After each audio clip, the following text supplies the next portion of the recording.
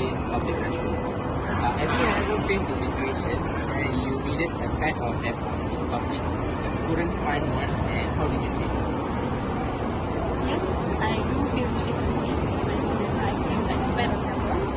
At the same time, I feel very embarrassed whenever I ask something personal, because pads and tampons are usually something people see as a disgusting elements from a woman.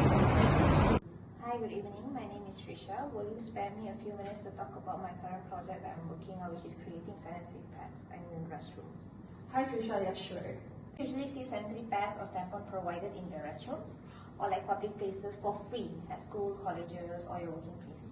No, I've never seen that, but I have heard from my friends that in some other countries, in the European countries especially, they do provide it for free. Okay. Have you ever faced a situation where you needed a pad or tampon in public but couldn't find one? Yes. And how did you feel? Oh, it was very disappointing. And of course, I'll get upset, the time of the month.